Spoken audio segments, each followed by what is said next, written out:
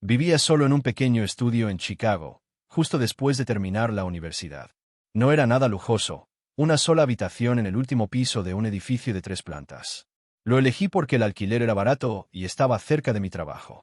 Como joven de 23 años con deudas estudiantiles y 0 ahorros, no tenía el lujo de ser selectivo. La ventana de mi apartamento daba a un estrecho callejón, tan angosto que apenas cabía un coche. Justo enfrente había otro edificio de apartamentos, idéntico al mío. Por la noche, ese callejón se volvía negro como la tinta. Al principio, no me incomodaba.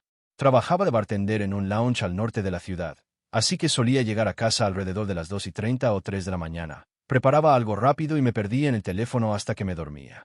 Un mes después de mudarme, una noche vi algo que me desconcertó. Encendí la luz principal y, por el rabillo del ojo, vi un leve movimiento en la ventana del edificio frente a mí. Fue solo un destello, como si la cortina se hubiera movido. Me quedé quieto unos segundos, pero cuando volví a mirar, no había nada. Pensé que quizás era un reflejo o una corriente de aire.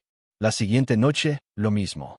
Al encender la luz, vi claramente cómo alguien apartaba un poco la cortina del apartamento de enfrente. Era un movimiento pequeño, casi imperceptible, pero real. No podía ver a la persona detrás de la ventana. Todo estaba oscuro, pero la forma en que se movía la tela no era aleatoria. Me llamó la atención porque jamás había visto una luz encendida en ese departamento. Siempre asumí que estaba vacío. Empecé a ponerle más atención. Cada noche, apenas llegaba y encendía cualquier luz, esa cortina se movía, como una rutina sincronizada. Probé varias veces no encender las luces, simplemente sentarme en silencio, y cuando hacía eso, nada. Pero en cuanto encendía siquiera una lámpara de mesa, ahí estaba el movimiento. Era como si esa persona, quienquiera que fuese, solo esperara a que yo llegara. Me empecé a obsesionar. Pregunté al casero por ese departamento y me dijo que estaba vacío desde hacía meses, que nadie lo había rentado. Cuando insistí, él se rió, diciendo que estaba paranoico. Pensé en llamar a la policía, pero no había delito. ¿Qué iba a decir? ¿Creo que alguien me observa desde un departamento vacío? Una noche, al volver más tarde de lo habitual, noté algo atascado en la puerta de entrada. Era un papel doblado, como una nota. Al abrirla, tenía escrita una sola palabra: hola. Sentí un escalofrío recorrerme el cuerpo. Mi primer pensamiento fue ese apartamento al otro lado. Corrí a la ventana, pero todo estaba oscuro. Llamé a mi amiga Jamie, en pánico, y me dijo que fuera a su casa de inmediato. Empaqué lo esencial en una mochila y salí sin pensarlo. Al día siguiente, fui directo a enfrentar al casero. Le exigí que me mostrara el departamento de enfrente. Dudó al principio, pero finalmente accedió. El lugar estaba completamente vacío. Ni un solo mueble, paredes desnudas, el suelo cubierto de polvo y crujía con cada paso. Pero al fondo, en la habitación frente a mi ventana, había una sola silla metálica plegable. Estaba posicionada directamente hacia mi apartamento. Eso fue suficiente para que llamáramos a la policía. Revisaron el lugar, tomaron huellas, pero nunca supe si encontraron algo.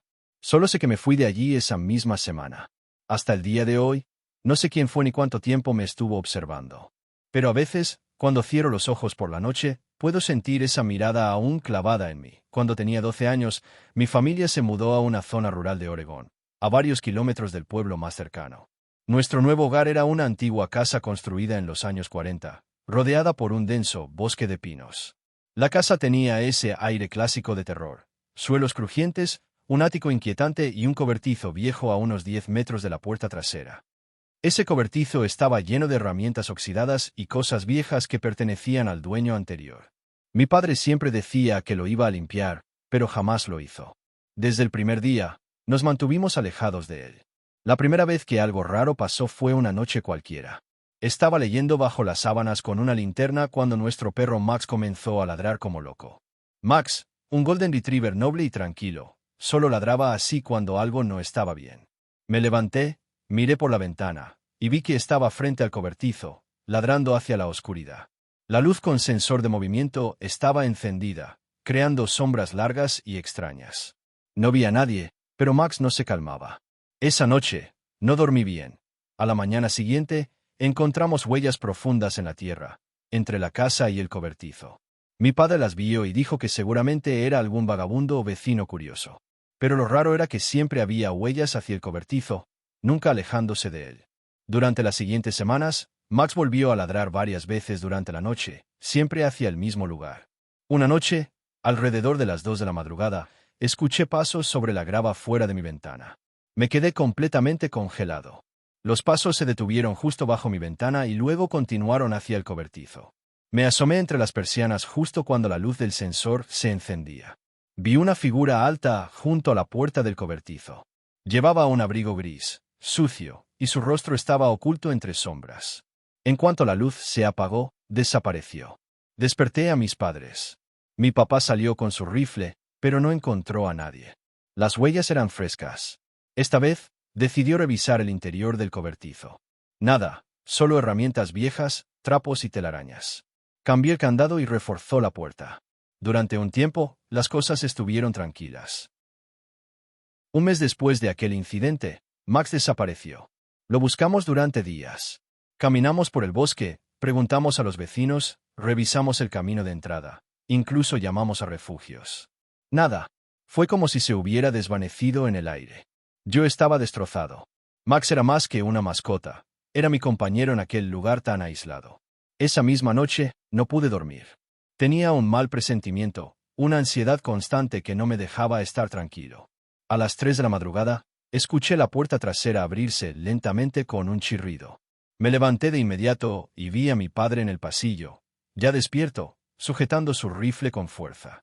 Caminamos juntos hasta la ventana del comedor, que daba al cobertizo. Justo en ese momento, la luz del sensor se activó. Y ahí estaba él. Otra vez. El mismo hombre alto con el abrigo gris, pero esta vez tenía algo en las manos. En una sostenía un cuchillo largo. En la otra, el collar de Max. El corazón se me detuvo. Sentí como si me faltara el aire. Mi papá abrió la puerta trasera gritando como un loco, disparando al aire. El hombre huyó corriendo hacia los árboles, perdiéndose entre las sombras. Llamamos a la policía y llegaron en menos de una hora. Revisaron el cobertizo de nuevo. Lo que encontraron fue peor de lo que imaginábamos. En el suelo, alguien había despejado la tierra y tallado símbolos extraños, perturbadores. Había huesos, probablemente de animales, eso dijeron ellos, y un panel falso escondido en una de las paredes. Dentro de ese panel había una mochila vieja con cosas que no eran nuestras. Billeteras, relojes, ropa desgastada, cosas personales que parecían pertenecer a varias personas distintas. Pero lo más escalofriante fue un cuaderno. Estaba lleno de dibujos horribles, garabatos sin sentido, ojos por todas partes, casas, familias. Era como si esa persona nos hubiese estado vigilando desde hacía mucho tiempo, y no solo a nosotros. Seninages. Esa noche, mientras empacábamos para irnos de ahí definitivamente, miré por la ventana una última vez. Todo estaba en silencio, el cobertizo cercado con cinta policial. Pero justo en el borde del bosque, entre los árboles, vi un rostro. Cuando parpadeé, desapareció. Grité el nombre de mi padre con desesperación, y él salió corriendo con el rifle. Mi papá salió como una furia, gritando, disparando al aire y maldiciendo. Era como si por fin se hubiera quebrado. Lo entendía. No era solo por Max, ni por el miedo, sino por la impotencia de saber que alguien extraño había invadido nuestra vida, nuestro espacio seguro, y nos había empujado al borde de la locura. Aquella noche fue la última en esa casa. A la mañana siguiente, tomamos lo más necesario y nos fuimos sin mirar atrás. Nos mudamos a una zona más habitada, con vecinos cerca, farolas en la calle y ruido normal de ciudad. Años después, aún tengo pesadillas con esa cara entre los árboles, con los ojos que parecían no parpadear, con la sensación de estar siempre vigilado.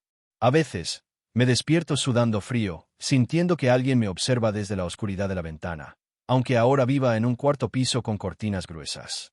Nunca atraparon a ese hombre. Nadie supo quién era, ni cómo llegó allí, ni por qué eligió nuestro hogar como su obsesión. Pero lo más aterrador es que, si hizo todo eso sin ser visto, sin dejar rastros claros, quizás siga haciéndolo, en otro lugar, a otra familia. Y quizás, ahora mismo, esté mirando a alguien mientras lee esto, desde el otro lado de una ventana, con una sonrisa enferma en el rostro. Porque lo peor de sentirse observado